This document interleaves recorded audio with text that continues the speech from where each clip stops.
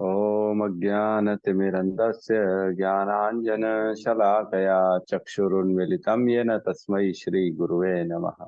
श्रीचैतन्यमनोभीष्टं स्थापितं येन भूतले स्वयं रूपः कदा मह्यं ददाति स्वपदान्तिकं।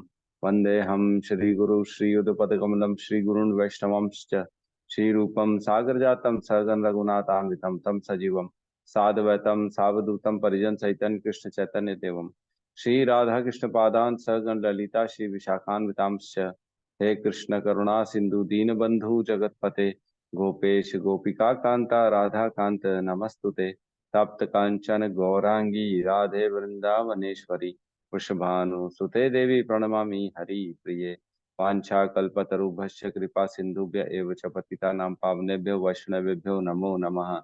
नमो विष्णुपादाय कृष्णपृष्ठाय भूतले श्रीमते भक्ति वेदांत स्वामी इति नामिने नमस्ते सरस्वते देवे गौरवाणी प्रचारिणे निर्विशेष शून्यवादी पाश्चात्य देश तारिणे।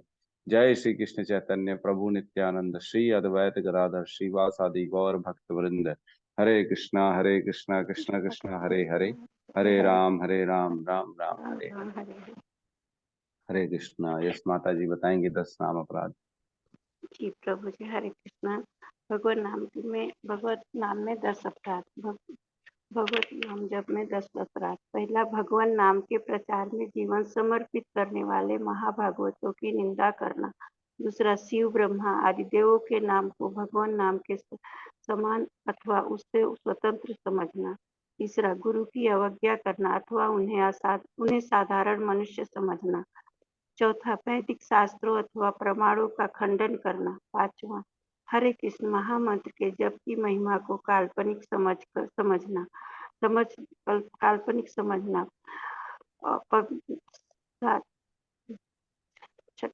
सातवां, नाम के बल पर पाप करना। सॉरी, मैं कुछ मिस्टेक कर रही हूँ ना प्रभु जी।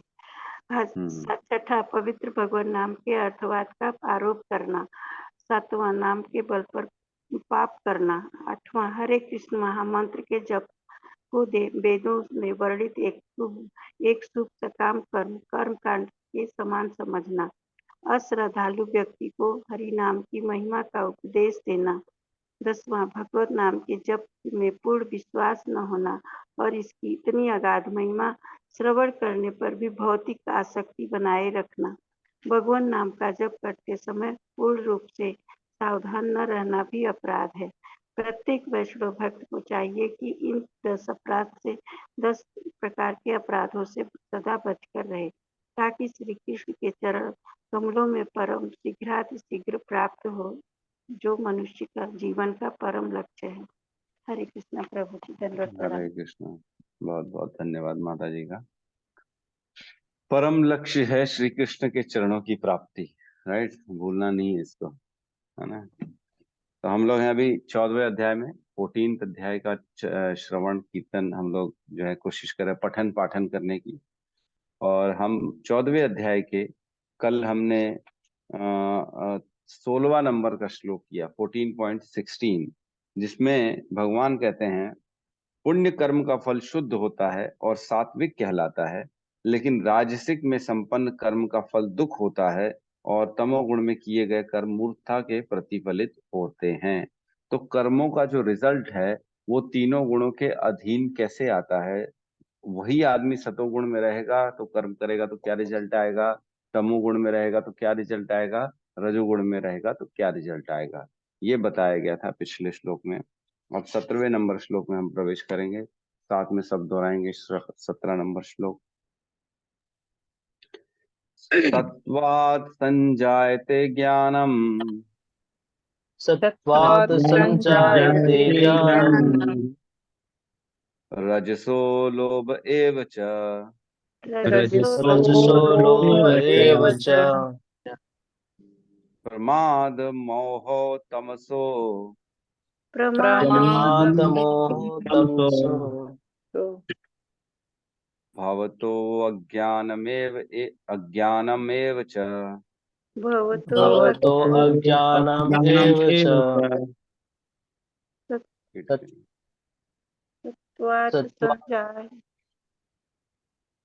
बोलिए माता जी, बोलिए।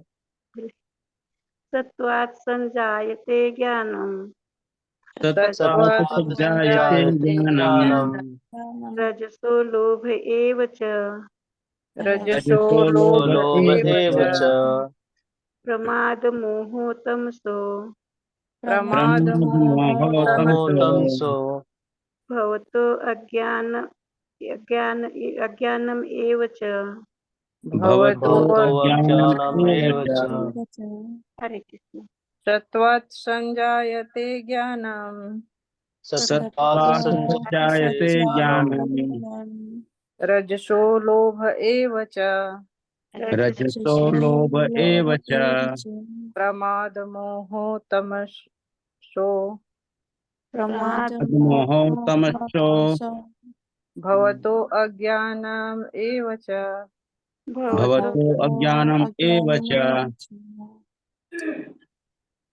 अनुवाद।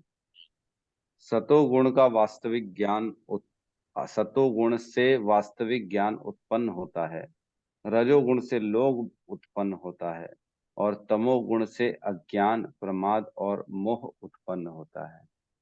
श्लोक को देखते हैं एक बार। सत्वात् संजायते ज्ञानम, है ना। सत्वात् संजायते ज्ञानम मतलब सतोगुण से उत्पन्न होता है ज्ञान। सत्वात् संजायते ज्ञानम। रजसो लोभ एवच, और रजोगुण से लोभ उत्पन्न होता है। प्रमाद मोहो तमसो, प्रमाद और मोह जो है ना, प्रमाद हमने जाना पागलपन, और मोह मतलब अटैचमेंट, ओवरऑल मोह, अपने आप से भी मोह होता है, शरीर से मोह होता है। तमसो, ये तमोगुण के ये दोनों जो है ना, ये तमोगुण के कारण ये दोनों उत्पन्न होते हैं। भवतो अज्ञानम एवच, और इसके अलावा जो है ना, ज्ञान के कारण ये दोनों उत्पन्न होते हैं। भवतो, ये इसके कारण क्या है, अज्ञान के कारण ये दोनों प्रमाद और मोह उत्पन्न होते हैं। तो आप लोग सोचोगे प्रभु जी ये हो क्या रहा है, वही वही चीज बार बार बोल रहे हैं भगवान, हैं? पिछले श्लोक में भी वही बोले, उसके पहले भी वही वही वही वही बोल रहे हैं। तो देखिए रिपीटेशन थोड़ा सा हो रहा है, लेकिन इसमें एक अगर बारीक अगर हम डिफरेंस देखेंगे ना, तो अब इस श्लोक में भगवान जो है ना, तीनों गुणों को, मतलब तीनों गुण को उनके फलों के कारण के रूप में बताया जा रहा है। जो फल हम देखते हैं उसके पीछे का जो कॉज है वो तीन गुण है ना। सतोगुण का इफेक्ट क्या आएगा, है ना। तो कॉज हो गया सतोगुण, इफेक्ट हो गया जो दिख रहा है।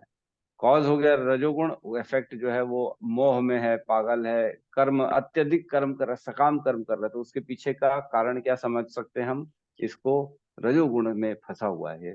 और तमोगुण में अगर कोई फंसा हुआ है तो हम देखेंगे वो पागलपन करेगा, आलस करेगा, निद्रा करेगा, ज्यादा सोएगा, काम में निष्ठा नहीं रहेगी, दारू पिएगा, कुछ भी खा लेगा, कोई फर्क नहीं पड़ेगा। तो अब इस श्लोक में जो दिख रहा है उसके पीछे का कारण बता रहे हैं भगवान की रजोगुण है, तमोगुण है, जो भी गुण है वो उसके कारण ऐसा हमको दिख रहा है। तो लगभग थोड़ा थोड़ा सिमिलर है। पिछले श्लोकों में बताया गया कि रजोगुण और समोगुण का ये प्रॉपर्टीज है। अब बता रहे हैं किसी में अगर आपको ये दिख रहा है तो उसके पीछे का कारण आप समझो कि ये गुण है, इसलिए ये दिख रहा है। तो कहने का मतलब ये है भगवान का कि आप अगर किसी व्यक्ति को देख रहे हो तो उसके पीछे के गुणों को देखो कि वो ऐसा बर्ताव क्यों कर रहा है। ये एक्चुअल में उसके आत्मा का, मतलब ये आत्मा का नहीं है। जो हम हमारे कर्म करते हैं ना, ये ऐसा नहीं कि हम हमारे आत्मा से ये चीज कर रहे हैं, ये सिर्फ शरीर में भी गुणों के कारण किया जा रहा है। इतने सारे भिन्न भिन्न प्राणी क्यों दिखते हैं हमको, किसी को कुछ अच्छा लगता है, किसी को कुछ अच्छा लगता है, क्यों? क्योंकि वो कौन से गुण में स्थित है ये इसके ऊपर डिपेंड करता है। तो कहने का मतलब है कि कोई भी व्यक्ति स्वतंत्र नहीं है, हर व्यक्ति गुणों के अधीन है।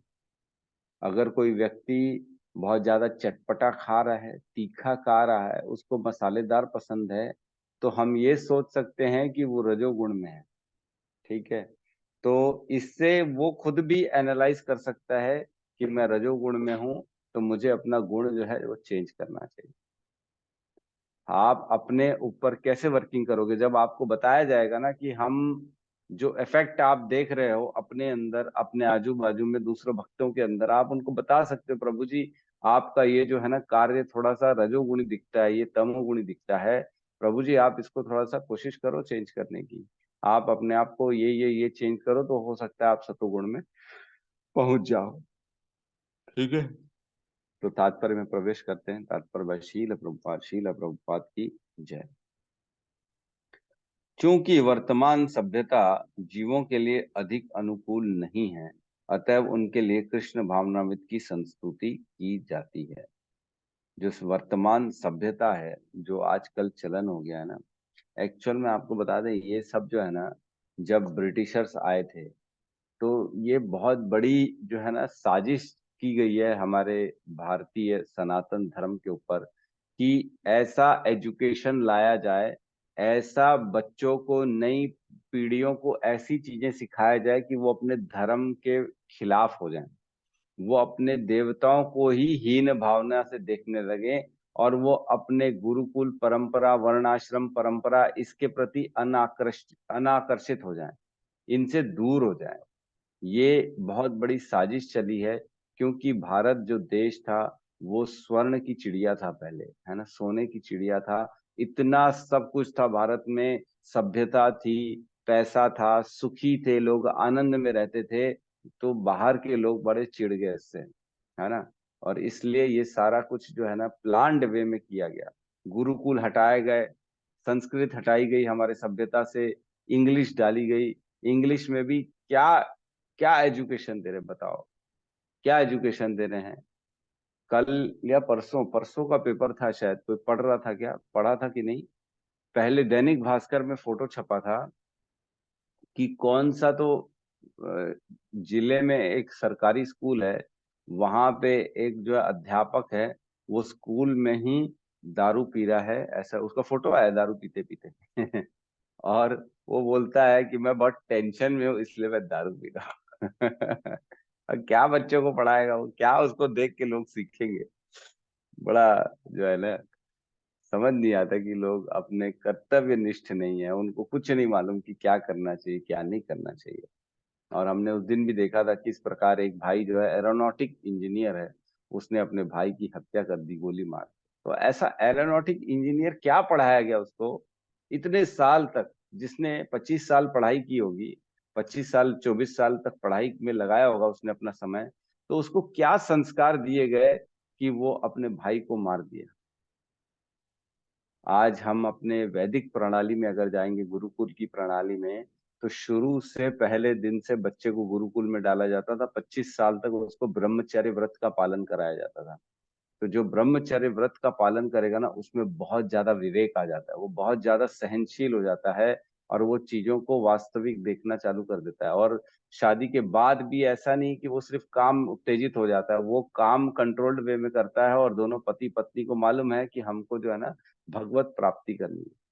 पहले गुरुकुल में जन्म मृत्यु, आध्यात्मिक ज्ञान और इंसानियत और पाप पुण्य धर्म, ये सब कुछ सिखाया जाता था।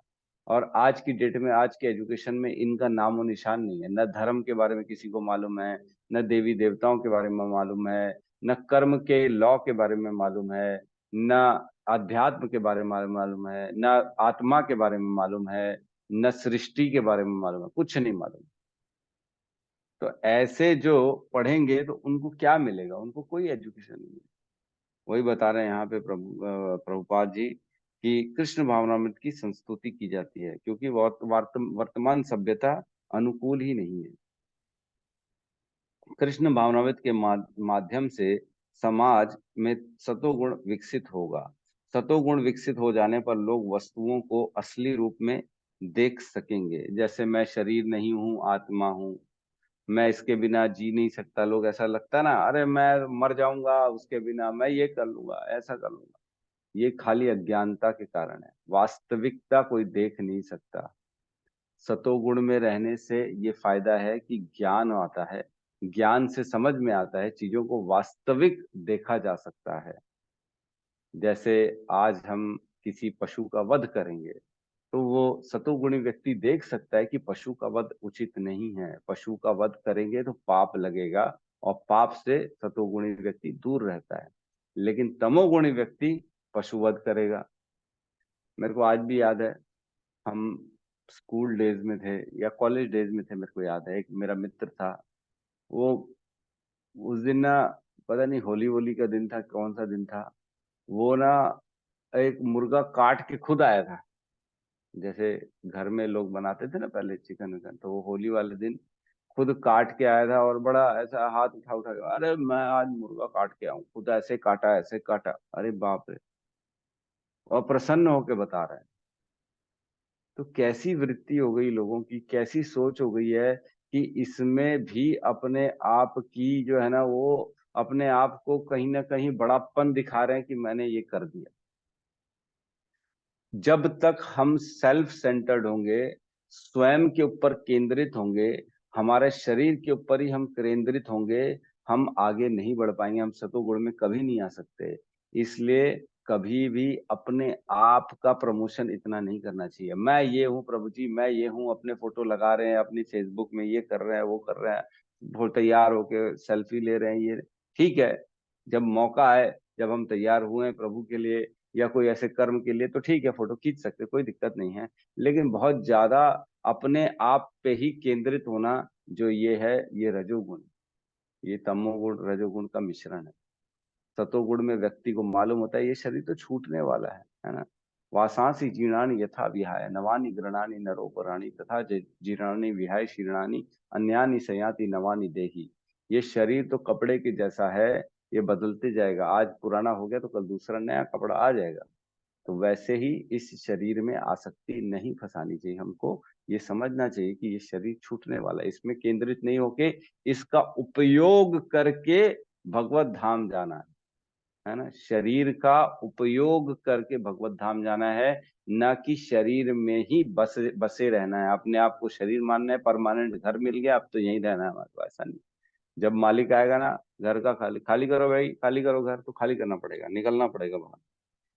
आगे कहते हैं, तमोगुण में रहने वाले लोग पशु तुल्य होते हैं और वे वस्तुओं को स्पष्ट रूप से नहीं देखते, मतलब वास्तविकता नहीं देख पाते, यथावत नहीं देख पाते चीजों को, कि जो मैं कर रहा हूं उससे क्या इफेक्ट आएगा, क्या चीजें होने वाली हैं, क्या नेगेटिव है क्या पॉजिटिव है, क्या सही है क्या गलत है, होना चाहिए कि नहीं होना चाहिए, ये सब चीजें नहीं देख पाता वो तमोगुणी व्यक्ति।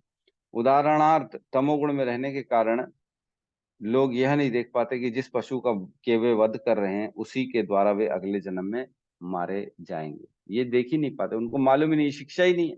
मैंने बताया ना, वो बड़ा खुश हो रहा है मैं मार के आऊं, अरे तूने क्या कर दिया, अगले जीवन तूने अपना तय कर लिया कि मैं भी इसके हाथ मरूंगा, मैं भी वही पशु बनूंगा और मेरे को भी वो मारेगा, सेम टू सेम यही होगा हमारे साथ। जो हम कर रहे हैं, एक एक कर्म का हिसाब वापस मिलता है, जितना जिस भी जीव को तकलीफ दी जाती है उस जीव के द्वारा उतनी तकलीफ वापस हमको मिलती ही है, उसके लिए तैयार रहना पड़ेगा। हर चीज का कर्म बैक होता है, every action is equal and opposite reaction, बोलते हैं ना Newton third law of action. तो जितना देंगे उतना ही पाप, उतना ही दर्द, उतना ही दुख, उतना ही कष्ट हमको वापस उतना मिलेगा ही मिलेगा, उसके लिए तैयार रहना पड़ेगा। ठीक है, आगे आगे कहते हैं, वास्तविक ज्ञान की शिक्षा न मिलने के कारण वे अनउत्तरदायी बन जाते हैं। अनउत्तरदायी मतलब इररिस्पॉन्सिबल बन जाते हैं, क्योंकि जिम्मेदारी नहीं है, बचपन से उनको सिखाया ही नहीं गया है। वो खाली यही सोचते हैं कि हम तो अचीवमेंट कर लिया, हमने ये पा लिया, हमने वो पा लिया, ऐसा कुछ भी नहीं होता। इररिस्पॉन्सिबल बनना ये मतलब इंद्रियों के वश में आ जाना, एक्चुअल में ये मानना चाहिए। इंद्रियों को किस प्रकार उपयोग करना चाहिए, कि इंद्रियों का संयम जो है, इंद्रियों को कंट्रोल, ये सब नहीं आता उन्हें। इंद्रिया ने किया, मन ने चाहा, कर लिया, बस ये होता है इररिस्पॉन्सिबल। इस उच्च श्रृंखलता को रोकने के लिए जनता में सतोगुण उत्पन्न करने वाली शिक्षा देना आवश्यक है। तो इस प्रकार से गैर जिम्मेदाराना जो हरकत करते हैं तमोगुणी व्यक्ति, उनको ठीक करने के लिए सतोगुण लाना जरूरी है, उसकी शिक्षा देना बहुत जरूरी है। सतोगुण में शिक्षित हो जाने पर वे गंभीर बनेंगे और वस्तुओं को उनके सही रूप में जान सकेंगे, तब लोग सुखी तथा संपन्न हो सकेंगे। भले ही अधिकांश लोग सुखी तथा समृद्ध न बन पाए, लेकिन यदि जनता का कुछ भी अंश कृष्ण भावनामृत विकसित कर लेता है तो सतोगुणी बन जाता है, तो सारे विश्व में शांति तथा संपन्नता की संभावना है। सुखी होने के लिए पैसा जरूरी है क्या? सुखी होने के लिए पैसे की कोई जरूरत नहीं है ना। बहुत जरूरी है ये समझे हम कि अधिक श्रम करने से सुखी नहीं बना जा सकता। सुखी तो अंदर से बना जाता है। संतुष्ट है परमम सुखम, है ना। संतुष्ट परमम सुखम, जो संतुष्ट है वही परम सुखी है। संतोषे परमम सुखम, है ना। इसमें एक चीज लिखी है कि अगर कृष्ण भावनामृत विकसित कर ले कुछ लोग भी, तो सारे विश्व में शांति की संपन्नता की संभावना है। अगर कुछ लोग भी इस्कॉन के फिलॉसफी को, प्रभुपाद की फिलॉसफी को समझ के फॉलो कर लें, तो पूरे विश्व में शांति की संभावना बन जाती है। तो इसको हम ऐसे समझ सकते हैं, जैसे अगर एक भीड़ है ना, सपोज करो 20-25 लोग हैं, अंधे हैं सारे के सारे, सारे के सारे अंधे, तो उनको कोई रास्ता दिखा सकता है क्या? अंधे अंधे को रास्ता नहीं दिखा सकता। लेकिन अगर किसी एक के पास भी आंख आ जाएगी, तो वो 20 के 20 को रास्ता दिखा के सही गंतव्य तक ले जा सकता है। जरूरी नहीं कि सबको आंख आए। एक आदमी अगर आंख वाला है, तो वो 20 नहीं 100 लोगों को भी गंतव्य तक ले जा सकता है कि नहीं? उसी प्रकार अगर एक के अंदर प्रभुपाद की फिलॉसफी का ज्ञान आ जाए, उसको आध्यात्मिक ज्ञान आ जाए, तो वो अपने आस पास के जितने भी लोग हैं उनको वो सही गंतव्य तक ले जा सकता है। तो ये उम्मीद बन जाती है कि अगर किसी को ये ज्ञान है, तो वो सद्भाव शांति फैला सकता है। उसके रहते रहते जो है ना, विश्व में शांति आने की संभावना बनी रहती, क्योंकि एक तो तत्व है अभी भी, है ना। जैसे बोलते हैं, माता जी लोग जानते होंगे, दही अगर एक चम्मच भी है ना, तो उससे आप 10 किलो दही बना सकते हैं, है कि नहीं माता जी लोग? सही बात है कि नहीं? जी सही है। जी प्रभु। है ना। अगर दही नहीं होगी आपके पास बिल्कुल भी, तो क्या आप दूध से दही बना सकते हो? नहीं। दूध से दही बनेगी नहीं। अगर थोड़ी सी भी दही है, तो दही बन जाएगी, पूरी दही बन जाएगी, 50 किलो तक दही बन जाएगी। लेकिन अगर बिल्कुल दही नहीं है, तो दूध दही नहीं बन पाएगा। तो इसी प्रकार अगर किसी एक में भी कृष्ण भावनामृत का ज्ञान है, तो वो इस ज्ञान को बढ़ा सकता है ना। बहुत अच्छा एग्जाम्पल निकल गया, समझ में नहीं आया, लेकिन अच्छा एग्जाम्पल सूट कर गया, एकदम परफेक्ट बैठ गया। ठीक है, कहाँ थे। हाँ, तब लोग सुखी और संपन्न हो सकेंगे। भले ही अधिकांश लोग सुखी तथा समृद्ध न बन पाए, लेकिन यदि जनता का कुछ भी अंश कृष्ण भावनामृत विकसित कर लेता है, तो सतोगुणी बन जाता है, तो सारे विश्व में यहाँ तो नहीं, तो यदि विश्व में लोग रजोगुण और तमोगुण में लगे रहें, तो शांति और संपन्नता नहीं आ पाएगी। रजोगुण में लोग लोभी बन जाते हैं और इंद्रिय भोग की उनकी लालसा की कोई सीमा नहीं होती। कोई भी यह देख सकता है कि भले ही किसी के पास प्रचुर धन तथा इंद्रिय तृप्ति के लिए पर्याप्त साधन हो, लेकिन उसे ना तो सुख मिलता है और ना मनः शांति। तो प्रभुपाद ने स्वयं लिख दिया कि जितना भी धन क्यों ना हो, जितनी भी इंद्रिय तृप्ति की साधन क्यों ना हो, उससे सुख जरूरी नहीं है मिलेगा, और शांति उसको बिल्कुल नहीं मिलेगी। ऐसे बहुत से एग्जाम्पल होंगे, आपकी भी नजर में होंगे। बहुत पैसा है, लेकिन कर क्या रहा है? अभी जैसे हमने चर्चा की, जो दोनों, एक भाई ने दूसरे भाई को मार दिया, पैसा तो था, मर्सिडीज कार में घूमता था वो, और पैसा तो था उसके पास, लेकिन शांति कहाँ थी? एजुकेशन भी था, पैसा भी था, सब कुछ था, लेकिन शांति और सुख नहीं था। क्यों? क्योंकि घोर तमोगुण में है। तो पैसे से कभी भी, साधनों से, पैसों से कभी भी शांति नहीं मिलती। ऐसा संभव भी नहीं है, क्योंकि वह रजोगुण में स्थित है। यदि कोई रंच मात्र भी सुख चाहता है, तो धन उसकी सहायता नहीं कर सकता। उसे कृष्ण भावनामृत के अभ्यास द्वारा अपने आप को सतोगुण में स्थित करना होगा। हम देखते ना इस्कॉन के नाचे जा रहे हैं, बढ़िया कीर्तन हो रहा है, नाच रहे हैं, और दूसरे लोग देख देख के वहां पे रोड में ही परेशान होते हैं, अरे इन लोग इतने खुश क्यों है? ये लोगों को कितना अच्छा है। जब हम पहले जाते थे नगर संकीर्तन में, गार्डन वार्डन में, तो सब लोग देखते रह जाते थे, अरे वाह ये लोग कैसे बढ़िया नाच रहे हैं, कीर्तन कर रहे हैं, गा रहे हैं, हाथ पकड़ रहे हैं, एक दूसरे का गोल गोल घूम रहे हैं। हमारे पास तो एक मित्र नहीं है उनके पास, एक ढंग का मित्र नहीं है उनके पास, भौतिक लोगों के पास, मालूम। वो खाली यूज करने के लिए बैठे हैं। लेकिन जब कृष्ण भावनामृत का विकसित हो जाता है तो उसके अंदर से लोभ लालच खत्म हो जाता है। वो पूर्ण रूप से संतुष्ट रहता है और सारे कर्म कृष्ण के लिए करता है, इसलिए वो किसी से आशा भी नहीं करता और अपने आप में प्रसन्न होना चालू हो जाता है। तो बेचारे भक्त जो होते हैं हमारे, वो हमेशा प्रसन्न रहते हैं।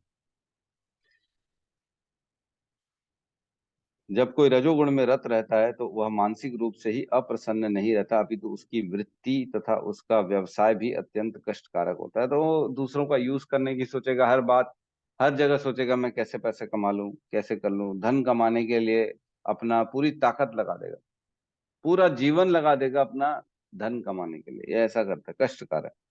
उसे अपनी मर्यादा बनाए रखने के लिए अनेक अनेक योजनाएं बनानी रहती। मतलब अपनी जो एक स्टैंडर्ड बना लिया ना, रुतबा बना लिया, उसको गिरने कैसे देगा, उसके लिए खाली मेहनत करता रहे। अरे प्रभु जी हम इससे नीचे कैसे कर रहे हैं, हम तो इतना मिनिमम तो हमको चाहिए।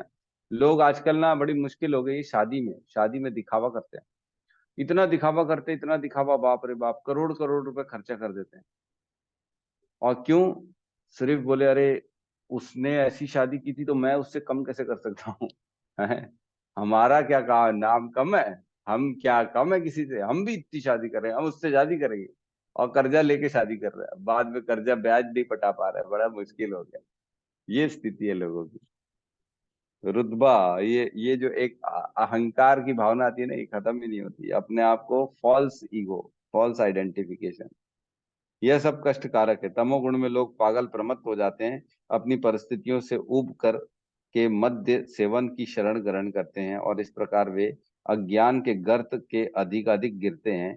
जीवन में उनका भविष्य जीवन अंधकारमय हो जाता है।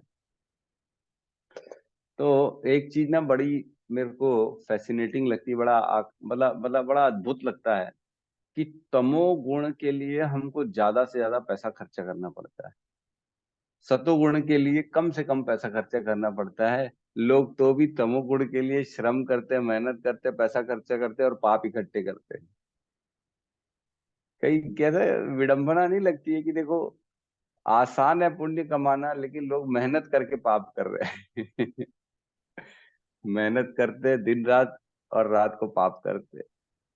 और सतोगुण में पुण्य के लिए मेहनत की आवश्यकता नहीं है, आप ऐसे ही खाली पुण्य कर सकते हो। भगवान को फूल चढ़ा दो, पत्रम पुष्पम फलम तोयम यो में भक्त्या प्रणश्यति तद अहम उपृत भक्ति तद अहम भक्ति उपृतम अश्नामि प्रयत्न आत्मना, है ना। तो इतना आसान है भगवान को प्रसन्न करना, लेकिन तो भी लोग नहीं कर पाते। बड़ी बड़ी मालाएं लाएंगे नेताजी के लिए, मंत्री के लिए, और उसमें बैठ के जो है ना 6-6 लोग उठाएंगे इतनी बड़ी बड़ी माला को, नेताजी को पहनाएंगे। और भगवान के लिए उनके पास जो है ना कुछ नहीं है। डोनेशन के लिए चले जाओ इस्कॉन के लिए, प्रभु जी कुछ दे दीजिए, भगवत गीता ले लीजिए, 500 रुपए दीजिए, ओ अरे नहीं है नहीं है, कुछ नहीं है, जाओ आगे जाओ। और नेताजी आएगा तो एकदम काजू किशमिश की प्लेटें लगी रहेंगी। वो कहाँ से आ गया वो नहीं मालूम, लेकिन भगवान के लिए नहीं है। तो कुल मिला के सतोगुण में रहना बड़ा जो है ना प्रभु जी वो फायदेमंद भी भी है। नमकीन। नमकीन, तले हुए काजू। तो एक जो है ना, इसमें कुछ श्लोकों का वर्णन है, हम देख सकते हैं। 18वें अध्याय में भी तीनों गुणों का वर्णन है। 25, 26, 27 खोलेंगे। 18 अध्याय 25, 26, 27,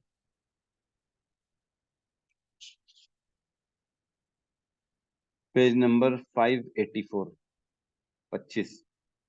ये है तमोगुणी कर्म के बारे में। जो कर्म मोहवश शास्त्रीय आदेशों की अवहेलना करके तथा भावी बंधन की परवाह किए बिना या हिंसा अथवा अन्यों को दुख पहुंचाने के लिए किया जाता है, वह तामसिक कहलाता है ना। तो ये कर्म जो है तामसिक होते हैं, जो मोहवश किया गया हो, आदेश शास्त्रों की अवहेलना करके किया गया हो, और बंधन की परवाह किए बिना किया हो, और हिंसा हो जिसमें दुख दुख पहुंचाओ किसी को, ये सारे तमोगुणी की कर्म है। और 26 में कहते हैं जो व्यक्ति भौतिक गुणों के संसर्ग के बिना अहंकार रहित संकल्प तथा उत्साह पूर्वक अपने कर्म करता है और सफलता अथवा असफलता से विचलित रहता है, वह सात्विक कर्ता कहलाता है।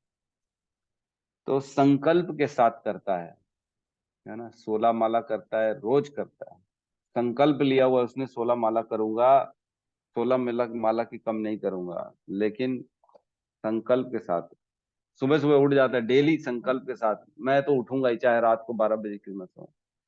तो एक चीज है, जितना जितना हम रूल्स के साथ जिएंगे ना, उतना उतना हम सतोगुण में वृद्धि होगी हमारे। जो हमने रूल बना लिया उसको फॉलो करेंगे तो सतोगुण की वृद्धि होगी। अगर रूल तोड़ते जाएंगे तो तमोगुण की वृद्धि होगी। ये भी जो है ना एक हम बना सकते हैं हमारे जीवन में, इस समय मैं ये करूंगा, इस समय ये करूंगा, मतलब सतोगुण की वृद्धि होगी अगर वही करोगे तो। अगर आप वो नहीं करोगे, मतलब एक्चुअल में क्या होता है, इससे मन को मारना सीखता है आदमी। मन को जितना जितना मारेंगे उतना उतना सतोगुण में वृद्धि होगा, क्योंकि मन का तो काम ही यही है, आपको बहकाना, फुसलाना और गलत जगहों में ले जाना। लेकिन आप अगर अपनी दृढ़ता में फॉलो कर रहे हो, आपने जो सोच लिया वही करोगे, तो मन को मारना आप धीरे धीरे सीखोगे। और जैसे जैसे मन को मारना सीखोगे वैसे वैसे आप बुद्धि से काम करोगे और धीरे धीरे सतोगुण की ओर उन्नत होते चले जाएंगे। तो मन को मारना है, और जो रूल्स एकदम जो हमने डिसाइड किया, उसी समय उठना, उसी समय माला करना, हर समय का निश्चित कर लो कि ये समय मेरा इसके लिए करना है, तो हम धीरे धीरे देखेंगे कि सतोगुण की वृद्धि हो जाएगी। ठीक है। 27वें श्लोक में कहते हैं, जो कर्ता कर्म तथा कर्म कल फल के प्रति आसक्त होकर फलों का भोग करना चाहता है, तथा जो लोभी, सदैव ईर्ष्यालु, अपवित्र तथा सुख दुख से विचलित होने वाला है, वह राजसिक कहलाता है। तो लोभी है, ईर्ष्या करेगा, मेरे पास ज्यादा, इसके पास कम है, अपना कर्म फल के प्रति आसक्त रहता है, जो बस अपने को, मेरे को तो ये चाहिए इसलिए मैं ये करूंगा, है ना। कर्म फल के से प्रेरित हुआ काम, किया गया काम जो होता है ना, राजसिक कहलाता है, रजोगुणी कहलाता है। भैया ये अभिलाषा है इसलिए मैं ये कर्म करूंगा, बिना अभिलाषा के तो कर्म करता ही नहीं। माला भी नहीं करता, माला के लिए अरे माला में क्या फायदा है प्रभु जी, माला करेंगे तो क्या मिलेगा मेरे को, मेरा क्या मेरा क्या मेरा क्या करता रहता है।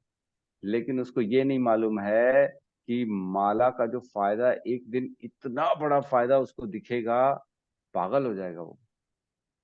आज तो नहीं दिख रहा हमको माला का फायदा, लेकिन एक ऐसा समय आएगा, आपको मैं एक ना मैंने निकाल के रखा था, हाँ, एक कथा आती है, मैं आपको बताता हूँ।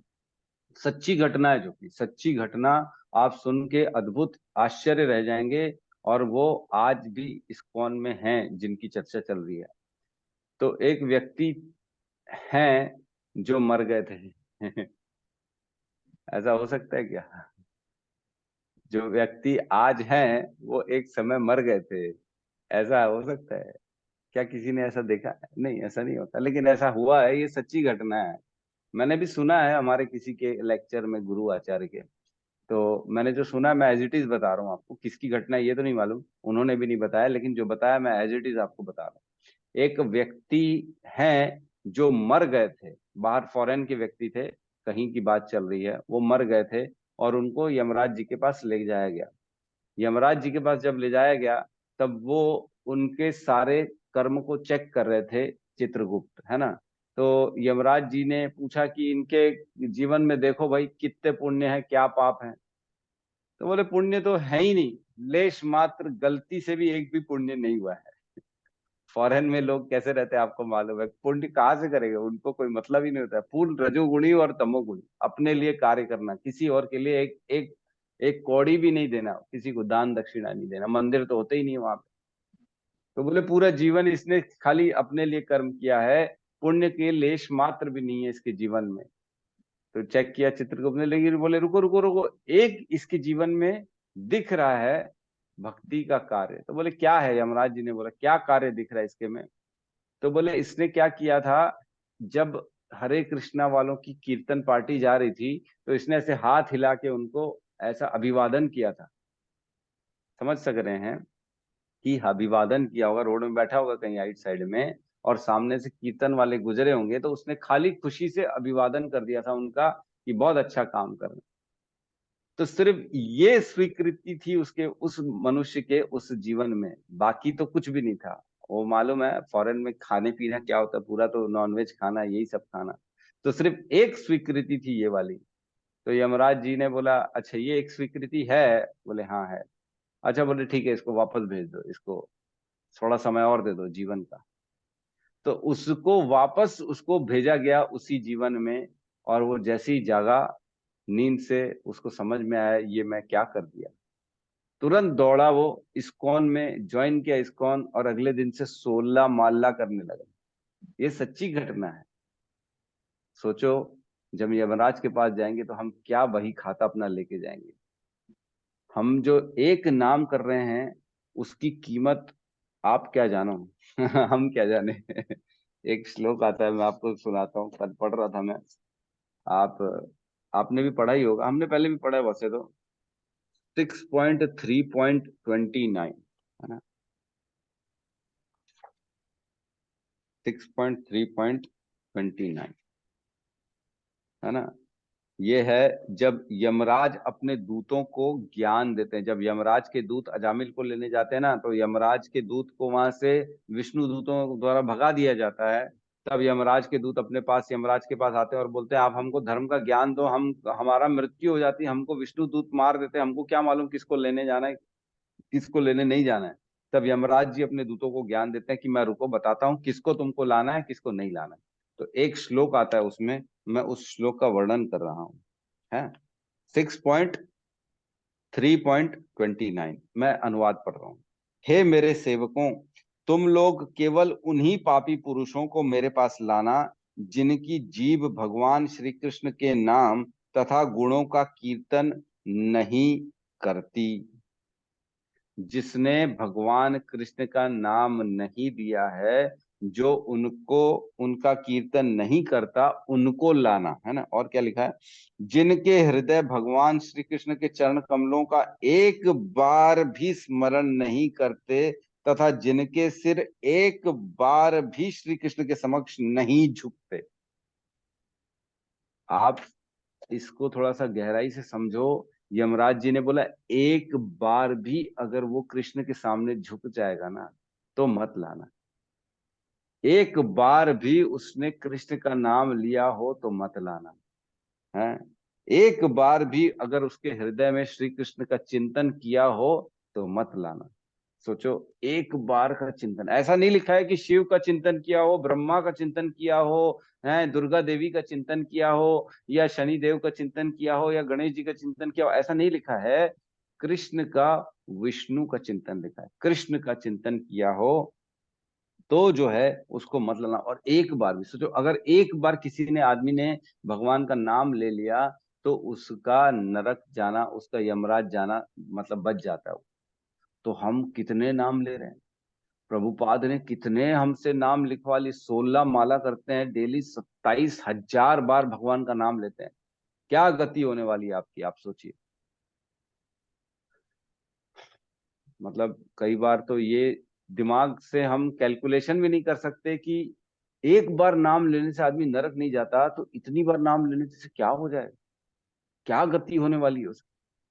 सोचो, ये गति होने, आगे क्या कहते हैं, मेरे पास उन लोगों को भेजना जो भगवान श्री विष्णु के प्रति अपने उन कर्तव्यों को पूरा नहीं करते जो मानव जीवन का एकमात्र कर्तव्य है। ऐसे सभी मूर्खों तथा धूर्तों को मेरे पास लाना। तो आपके जीवन का कर्तव्य क्या है, मानव जीवन का उद्देश्य क्या है ना। हम पढ़ते हैं ना, मनुष्य जीनम जीव भारत भूमि ते मनुष्य जीवन पाइया, राधा कृष्ण ना भजिया जानिया सुनिया विष खाई। जिसने भारत भूमि में जन्म पाया है, मनुष्य जीवन, और जो अगर राधा कृष्ण का भजन नहीं कर रहा है तो जानबूझकर विष खा रहा है, जानबूझकर आत्महत्या कर रहा है। और समझ में आ रहे साहब, क्या करेगा अगर राधा कृष्ण का भजन भजन नहीं करेगा तो कहाँ जाएगा, यमराज के पास जाएगा। यमराज के पास जाएगा तो यमराज उसको नर्क लोगों में भेजेंगे, नीचे के लोगों में। फिर क्या बचेगा उसके बाद, जीवन में आगे की योनियां पता नहीं खतरनाक होने वाली है। लेकिन अगर कृष्ण का, राधा कृष्ण का भजन करेगा तो यमराज के पास नहीं जाएगा, ऊपर के लोगों को जाएगा। अगला श्लोक हम वही लेने वाले हैं कि ऊर्ध्व गच्छन्ति सत्वसा, जो ऊपर जाते, सतोगुण में रहते हैं व्यक्ति, वो ऊपर के लोगों को जानते हैं, जाते हैं। रजोगुणी व्यक्ति दोबारा मनुष्य रूप में इस पृथ्वी में जन्म पाते हैं, और तमोगुणी व्यक्ति नीचे की योनियों को प्राप्त होते, पशु पक्षी वृक्ष की योनियां उसको मिलती हैं। अगला श्लोक यही है हम जो कल लेंगे, आज नहीं ले पाएंगे। तो ये बहुत इम्पोर्टेंट जो है डिस्कशन चल रहा है कि एक बार कृष्ण का नाम लेने से ही हम यमराज के पास जाने से बच जाते हैं। तो सोचिए अगर इतनी बार हम कृष्ण का नाम लेंगे तो क्या होने वाला है। ठीक है, किसी का कोई प्रश्न है? यस, अरे बिफोर टाइम प्रश्न। ठीक है अनिल प्रभु, कहिए प्रभु। आज हरे हमने कृष्ण। थोड़ा सा बिफोर टाइम कंप्लीट कर दी, क्योंकि अब 5 मिनट में अगला श्लोक लेंगे तो कोई मतलब नहीं होगा। यस कहिए प्रभु। हाँ, एक्चुअली प्रभु जी मुझे कुछ रियलाइजेशन आप सबके साथ शेयर करनी थी। और ये जो मैं बताने वाला हूँ ऐसा नहीं कई साल पुरानी हो, 3 साल पुरानी हो, ये कल ही की घटना है। हरि बोल, हरि बोल, बहुत बढ़िया, बताइए। तो ये मान के चलिए मैं जो बताने वाला हूँ, जो आपने बताया ना, उसी का प्रैक्टिकल एग्जाम्पल भगवान श्री कृष्ण ने दिया हम सबके सामने। मैं कल की बात है प्रभु जी, कल मैं माना गया था किसी डॉक्टर से मिलने। काम वाम कंप्लीट किए, फिर हम लोग वापसी आ रहे थे। वापसी में लालपुर के पास एक ब्रिज है ना, वहां हमने देखा कि दो व्यक्ति गाड़ी से गिरे हुए हैं। मतलब हम जब पहुंचे ना तो वो गाड़ी से गिर चुका था। तो मेरा कलीग बोलता है यार उसको उठाते हैं। मैं बोला यार वो कैसा मूर्ख आदमी है, वो गाड़ी से गिर गया है, पीछे ट्रक आया लेकिन मोबाइल में बात कर रहे हैं। तो मुझे बहुत गुस्सा लगा, मैं बोला मरने दो उसको, मैं नहीं उठाता। फिर बोलता है नहीं नहीं नहीं, वो गिर गया है, उसकी हेल्प करनी चाहिए। तो मैं बोला हाँ तुम्हारा भी कहना ठीक है, हेल्प करनी चाहिए। तो इस दृष्टि से हम उसके पास गए, फिर उसको उठाए, गाड़ी साइड में किए, फिर उससे बात की, भाई क्या हुआ कैसे हुआ। तो मैं ध्यान से हम लोग देखते हैं ना तो उसका पैर टूट गया था। पैर टूटा हुआ था लेकिन फिर भी वो व्यक्ति अपना पैर देखने के बजाय वो मोबाइल में ही बात कर रहा था, है ना। मोबाइल में बात कर रहा, चलो ठीक है। फिर उसके बाद उसको बताया भाई तेरा पैर टूट गया, तुमको एहसास हो रहा है कि नहीं हो रहा है। बोलता है, फिर वो हिंदी छत्तीसगढ़ी दोनों में मिक्स कर रहा था, मैं आपको हिंदी में बता रहा हूँ। बोलते हैं हाँ एहसास तो हो रहा है कि पैर मेरा टूटा हुआ है। तो हम लोग बोले एक काम करो आप ना घर वर मत जाओ, हम आपको हॉस्पिटल भेज देते हैं। तो हमने एम्बुलेंस को फोन लगाने की कोशिश की। बोलता है नहीं नहीं नहीं, अभी मैं हॉस्पिटल नहीं जाऊंगा, अभी मेरे को कहीं काम है। तो ठीक है भाई, अगर तुम नहीं जाना चाहते तो एज यू विश, है ना, क्या आप चाहते हो। तो उन दोनों में कुछ खुसर फुसुर चला था कि कहाँ जाना है। हम लोग बोल रहे थे 108 में कॉल करके आपको हॉस्पिटल भेज देते हैं। एक आदमी बोलता है नहीं हमको अभनपुर चलना है ना। तो बोलता है, फिर हम लोग तो बोलते हैं भाई आप लोग के पास कैश है क्या। मैं बोला यार कैश तो नहीं है, अगर आप पेट्रोल भराओगे तो अपन फोन पे कर देंगे, आप चले जाना आपको जहाँ जाना है, अगर गाड़ी में पेट्रोल कम है तो। बोलता है नहीं कैश दे देते तो ज्यादा अच्छा रहता। मैं बोला कैश तो नहीं है यार, ऑनलाइन अपन कर सकते हैं, पेट्रोल अगर भरवाना हो तो आप कर सकते हो। फिर जस्ट हम लोग वहां से निकलने ही वाले थे, फिर वो धीरे से अपने दोस्त को बोला, मतलब उसको लगा कि मैं धीरे से बोल रहा हूँ लेकिन हम लोग सुन लिए। बोलते हैं यार हॉस्पिटल ना बाद में चलते हैं, पहले हम लोग भट्टी चलते हैं। बोलते हैं मेरे पास इतना है ना, एक क्वार्टर तो आ जाएगा। हे भगवान। मैं देखा ना तो मुझे एकदम बहुत आश्चर्य हुआ, बाप रे, मतलब मैं तो ना, फिर मैं अपने लैंग्वेज बोला ये तो तमोगुणी का जीता जागता एग्जाम्पल भगवान कृष्ण दे रहे हैं। मैं बोला ऐसे ही बोला अपने आप में, मतलब तमोगुणी का साक्षात एग्जाम्पल है। मतलब सोचिए प्रभु जी, उसका पैर टूटा हुआ है, सिर से हल्का हल्का ब्लीडिंग हो रहा है, लेकिन उसकी चेतना का लेवल क्या है कि वो हॉस्पिटल जाने के बजाय वो भट्टी जा रहा है, मतलब दारू पीने ड्रिंक करने, मतलब इतनी उसकी आसक्ति है। तो जब नीचे वाला लाइन आप जब पढ़ रहे थे ना तभी मेरा यहाँ ध्यान गया, तमोगुण में लोग पागल या प्रमद हो जाते हैं, परिस्थितियों से उब कर वे मद्य सेवन की शरण ग्रहण करते हैं, इस प्रकार वे अज्ञानता के गर्त में अधिक गिरते जाते हैं। तो ये जब मैं पढ़ा तो मुझे कल का स्टोरी याद आ गया। अब उसकी चेतना का लेवल क्या रहा होगा, जो अपना हेल्थ, मतलब उसका पैर टूटा है ना, मतलब राइट साइड उसका टूटा हुआ है। हमारा ऐसे सीधा रहता है ना, तो ऐसे हो गया था पैर टूटने के बाद। अब उसको पैर की परवाह नहीं, लेकिन उसको इतना पता है कि मेरे को ड्रिंक करना है, भले ड्रिंक करने के बाद अगर उसका मन करेगा तो वो घर जाएगा या फिर हॉस्पिटल जाएगा। तो कहने का मतलब ये प्रभु जी, जैसा कि आपने पढ़ाया, मतलब लोकल रिसर्च अपन कर रहे हैं इसमें, तो अलग अलग जो एग्जाम्पल दे रहे हैं तो उसका जीता जाता एग्जाम्पल मेरे को दिखा तमोगुण का। मतलब उसका चेतना का लेवल इतना गिर गया है कि वो अपने हेल्थ को दरकिनार करते हुए, फिर जो शरीर कितना दुर्लभ है ना, दुर्लभ शरीर, एक एक अंग कितने इंपॉर्टेंट है, उसका सोचना चाहिए कि हमारे आंख कितने इंपॉर्टेंट है, हाथ कितने इंपॉर्टेंट है। आंख जो कि मांसपेशी का बना है, लेकिन भगवान ऐसी शक्ति दी है कि हम देख सकते हैं, हम पैरे से कहीं चल सकते हैं, कर्म कर सकते हैं, बहुत सारी चीजें। लेकिन ये सब चीज देखा है तो मुझे बहुत हंसी भी आई, और मुझे लगा कि कलयुग का कितना प्रभाव है, और अज्ञानवश आदमी वो चीज को नहीं समझ पा रहे हैं। तो ये सब बताना बिल्कुल था। सही बोल रहे हैं प्रभु जी। एक्चुअल में जो है ना, जीवन में समय निकल रहा है और ये लोगों को किसी को आभास ही नहीं है कि मैं जीवन निकल रहा है, मृत्यु की तरफ बढ़ते जा रहा हूँ। मेरा शरीर एक दिन मेरे से छूट जाएगा और मैंने मृत्यु की क्या तैयारी की है ये किसी को भी एहसास नहीं है। आज रेलवे स्टेशन जाते हैं, है ना, 15 मिनट अगर लेट हो जाए तो क्या होता है, गाड़ी निकल जाएगी, फिर मिलेगी गाड़ी। तब हमको एहसास होता है 15 मिनट की वैल्यू की। हाय हाय, 15 मिनट पहले आ जाता तो क्या बुरा होता। 15 मिनट की कोई वैल्यू है क्या? आदमी तो ऐसी टीवी देखते देखते 1 घंटा निकाल देता है, 15 मिनट की कोई वैल्यू नहीं। फ्लाइट में जाते हैं, 1 मिनट, कई बार 5 मिनट के कारण फ्लाइट छूट जाती है। फ्लाइट छूट गई तो गंतव्य तक नहीं पहुंच पाएगा। उस आदमी से पूछो 5 मिनट की वैल्यू क्या है। किसी का हार्ट अटैक आ गया और उसको गोली नहीं मिली तो उसको 1 मिनट की वैल्यू पता पड़ जाएगी। 1 मिनट पहले अगर गोली मिलती तो शायद मेरे पिताजी हार्ट अटैक से बच जाते, है ना, क्योंकि हार्ट अटैक के बाद आदमी हिल नहीं सकता है, उसके पास कुछ जगह नहीं बचती। अगर गोली पहुंच गई उसके मुख में तो शायद बच जाए, नहीं तो नहीं बचेगा। तो 1 मिनट की वैल्यू भी जो है ना, आदमी को समझनी चाहिए कि कितना ज्यादा वैल्यूबल है मेरा समय। और घड़ी टिक टिक टिक टिक करके आगे बढ़ती जा रही है। हमारे जीवन का एक एक क्षण निकलते जा रहा है। उस एक एक क्षण में हम क्या कर रहे हैं? सो रहे हैं, मोबाइल देख रहे हैं, कर क्या रहे हैं हमको एकदम अलर्ट होकर ध्यान देना चाहिए कि मैं जीवन में कर क्या रहा हूँ। इकट्ठे कर लो आज सारे के सारे जो धार्मिक धन है ना, हमारे भगवान के नाम का जो फोकट में बट रहा है, भगवान का नाम, राम नाम लेने में कोई पैसा नहीं लगता, कृष्ण नाम लेने में कोई पैसा नहीं लगता, फोकट में मिल रहा है। उस धन को लोग नहीं ले रहे हैं और पूरा का पूरा समय लगा रहे कौन से धन के लिए, जो इसी जीवन में छूटने वाला है। शरीर के बाद कौन सा धन लेके जाता है? कौन लेके गया? हमने पढ़ा है, जो सिकंदर था वो इतना पैसा वाला था, इतना पैसा वाला था, उसने जब उसकी आखिरी अंतिम संस्कार निकली तो दोनों हाथ उसने बोले मेरे बाहर निकाल दो, खुले रहने चाहिए, पता पड़े लोगों को कि सिकंदर जो इस आधे पूरे आधे पृथ्वी को जीत गया था वो 1 रुपया ऊपर नहीं लेके जा सका।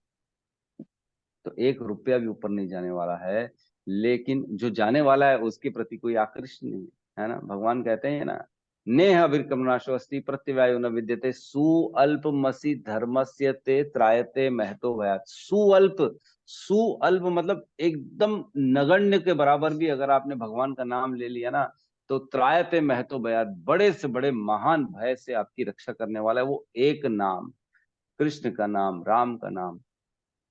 नाम लेंगे तो महान से महान भय से हमारी रक्षा हो जाएगी। और हमारे साथ सोचो इतना सारा नाम का धन जाएगा तो ब्रह्मा जी तक देखते रह जाते हैं। जब परीक्षित महाराज जाते ना, 7 दिन 7 रात तक जब परीक्षित महाराज भागवतम की कथा सुनते हैं सुखदेव गोस्वामी के मुख से, तब स्वयं वाहन आता है वैकुंठ लोक से उनको लेने के लिए। वैकुंठ के वाहन में बैठ के परीक्षित महाराज जाते हैं तो ब्रह्मा जी भी आश्चर्य करते, ये कौन है? कौन इतना बड़ा भक्त है जिनके लिए वैकुंठ से वाहन आ गया, वैकुंठ से सीधा वैकुंठ को जा रहे हैं। तो सोचो ब्रह्मा जी भी आश्चर्य करते। जो व्यक्ति भगवान के नाम का धन का धनी व्यक्ति हो जाता ना, वो बड़े से बड़े लोगों को पराजय कर सकता है। बड़े से बड़ा देवता तक उसके सामने नीचे झुक जाता है। देवता तक अभिलाषा करते हैं कि हमारा भी जन्म पृथ्वी में हो, हम भी भगवान का नाम ले सके, कीर्तन कर सकें। क्योंकि बाकी सारी योनियां तो सारी भोग योनियां है ना, सिर्फ मनुष्य योनि पृथ्वी में जो है वो कर्म योनि है। यहाँ कर्म करेंगे तब उसका रिजल्ट हमको मिलेगा, ऊपर तक जा सकेंगे, नहीं तो नहीं जा सकेंगे। बहुत खतरनाक मोड़ पे हैं हम। हमको समझना चाहिए एक एक क्षण हमारे जीवन का जा रहा है, कब मृत्यु आ जाएगी पता नहीं पड़ेगा। मृत्यु के पहले सिर्फ जो है ना भगवान का नाम लेंगे तो ही मृत्यु हमारी सुखद हो पाएगी, अन्यथा दुखद मृत्यु हो जाएगी। यमराज के दूत आएंगे, वो आपसे बात नहीं करेंगे, आपसे पूछेंगे नहीं कि निकालूं, कि बेटा थोड़ी देर टाइम चाहिए, प्रिपेयर कर ले, बैग बैग पैक कर लो, अपना कपड़ा लत्ता डाल लो, ये सब कुछ नहीं पूछने वाले। उनको आप पैरों में गिर जाओगे ना, बोलोगे 1 मिनट का समय दे दो, तो 1 मिनट का समय नहीं दे सकते वो आपको। बस खत्म, time over. Time over means निकलना, चलना, छोड़ना पड़ेगा शरीर। कुछ नहीं बोलने, कुछ 1 मिनट का समय नहीं मिलेगा बोलने के लिए, करने के लिए। तो वो समय किसी के भी जीवन में कभी भी आ सकता है। हो सकता है कल ही आ जाए, हो सकता है आज रात को आ जाए, आज दिन ही आ जाए। किसी के भी जीवन में कभी भी मृत्यु आ सकती है। मृत्यु अटल है, इसलिए मृत्यु के पहले भगवान का नाम ले लें ताकि हमारा मृत्यु सुखद हो सके। ठीक है, तो क्लास को हम यहाँ पे क्लोज करते हैं। बहुत बहुत धन्यवाद। हरे कृष्णा प्रभु जी, दंडवत प्रणाम। हरे कृष्णा माता अब जी। प्रभु जी, जब हम भगवत धाम पहले तो सारे जीव भगवत धाम में ही थे ना, तो वहां पर कलमश कैसे आ गया? भगवत धाम में नहीं थे पहले, कौन बोला ऐसे भगवत धाम में थे? नहीं थे, ऐसा नहीं। अच्छा, भगवत धाम जाने से पहले ही हमने इच्छा कर ली थी कि हम भोक्ता बनेंगे, अच्छा, तो हमको नीचे भेज दिया गया और नित्य बद्ध हो गए हम। और नित्य मुक्त वो थे जिन्होंने सिर्फ भगवान की इच्छा की शुरू से, मैं आपका सेवक बनूंगा और कुछ नहीं बनूंगा, तो वो भगवान के पास चले गए, वो नित्य मुक्त हो गए, हम नित्य बद्ध हो गए। और एक और प्रकार के होते हैं जो नित्य सिद्ध होते हैं, वो सिद्ध मतलब वो सिद्धि प्राप्त करते हैं यहाँ आके, और हम जैसे लोगों को लेके जाते हैं। जैसे हमारे आचार्य और बड़े बड़े गुरु जो होते हैं ना, जो ज्ञान लेके आते हैं, जैसे हमारे श्रील प्रभुपाद, जिन्होंने सबको मार्ग दिखा दिया, इतना सुंदर मार्ग दिखाया कि ये पढ़ो और भगवत धाम चले जाओ। ठीक है, धन्यवाद प्रभु जी। धन्यवाद माता जी। तो भगवान का नाम कीजिए, चैंटिंग करना बहुत आवश्यक है। रोज चैंटिंग करिए। चैंटिंग अपने आप में इतना बड़ा हम इतना बड़ा अपने साथ भगवान की संपत्ति इकट्ठी कर रहे हैं। जैसे अमेरिका जाएंगे तो डॉलर काम आएगा, रुपया काम नहीं आएगा, वैसे मृत्यु के बाद भगवान का नाम है, वही हमारा धन है, वो हमारा काम आएगा। जितना इकट्ठा कर लेंगे उतना मृत्यु के बाद पूरा ऐसा बोरे भर भर के आप समझ के चलो नोट मिलने वाले हैं आपको, ऐसा मान के चलो। धनी व्यक्ति हो जाएंगे, वहां के धनी, अध्यात्म जगत के धनी व्यक्ति कहलाएंगे हम। और अगर निर्धन हो जाएंगे, जैसे इस जीवन में ही निर्धन होता है बेचारा, कुछ नहीं हो उसके पास, एक एक एप्पल खरीदने का पैसा नहीं रहता बेचारा गरीब आदमी के पास, क्या स्थिति है।